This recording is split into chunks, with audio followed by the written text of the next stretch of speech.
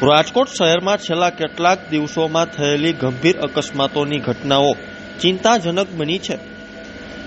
માત્ર 6 દિવસમાં ગાળામાં 4 યુવાનોએ માર્ગ અકસ્માતમાં જીવ ગુમાવ્યો છે.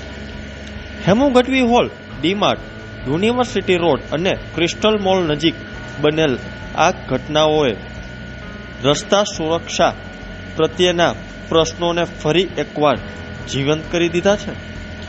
અકસ્માતના કેસોમાં પીડિત પરિવારને સહાયરૂપ થવા માટે રાજ્ય સરકારે વિવિધ યોજનાઓ અમલમાં મૂકી છે, જેમ કે hit and run compensation scheme, માર્ગ અકસ્માત સહાય યોજના અને કેશલેસ સારવાર યોજના.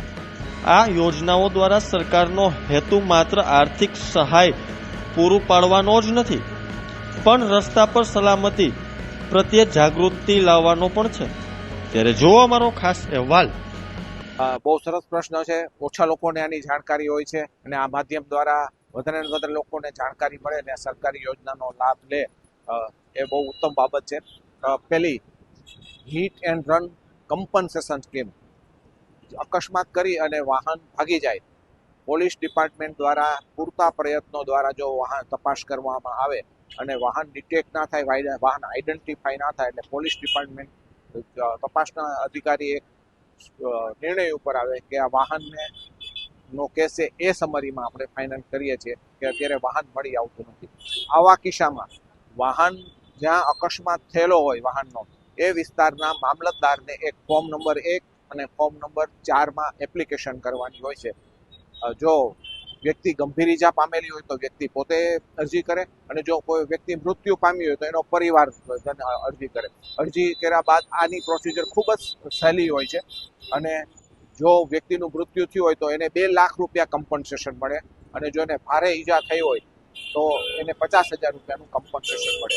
આ કમ્પન્સેશનની સાથે આવકની કોઈ મર્યાદા નથી કે કોઈ વ્યક્તિ 3,000 રૂપિયા કમાતો હોય કે મહિને 5 કરોડ કમાતો હોય. દરેક વ્યક્તિને આ હિટ એન્ડ રન કમ્પન્સેશન સ્કીમનો લાભ મળે.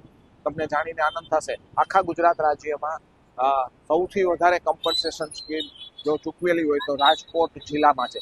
70 લોકોના ખાતામાં ઓલરેડી જમા થઈ ગયા છે પૈસા, અને અમે એને ચૂકવી દીધેલા છે. હું આ સ્કીમનો રાજકોટ, મોરબી અને ગાંધીનગર 3 જિલ્લામાં આ સ્કીમમાં એક્સપર્ટ મેમ્બર છું. એક જ સ્કીમની આપણે વાત કરી. બીજી સ્કીમ, ગુજરાત સરકાર માર્ગ અકસ્માત સહાય યોજના. ગુજરાત રાજ્યમાં કોઈ પણ વ્યક્તિનું માર્ગ અકસ્માતમાં ઘાયલ થાય તો એ કોઈ પણ હોસ્પિટલમાં સારવાર લે તો પહેલી 48 કલાકની સારવાર 50,000 રૂપિયાની મર્યાદામાં, એનો ખર્ચ રાજ્ય સરકાર, ગુજરાત રાજ્ય ભોગવે છે.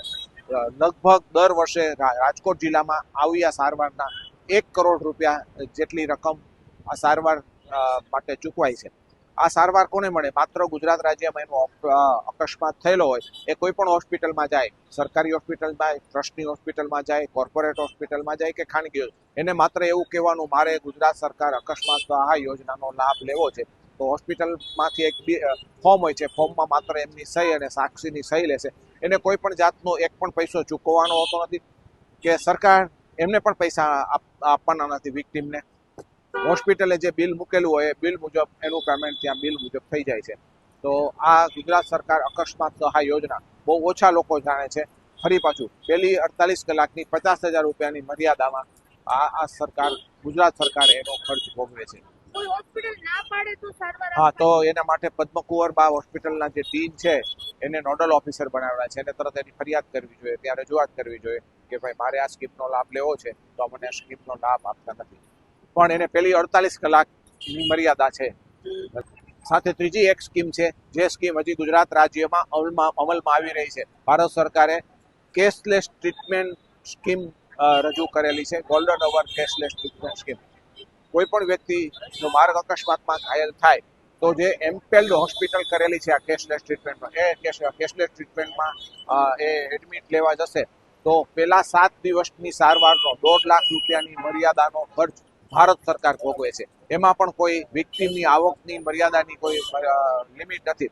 આ સ્કીમ ગુજરાતમાં હજી એની SOP તૈયાર થઈ રહી છે, એટલે હજી અમલમાં આવવાની વાર છે. અત્યારે 6 રાજ્યોમાં ભારત દેશમાં પાયલોટ પ્રોજેક્ટ તરીકે આ સ્કીમ ચાલે છે, કેશલેસ ટ્રીટમેન્ટ સ્કીમ.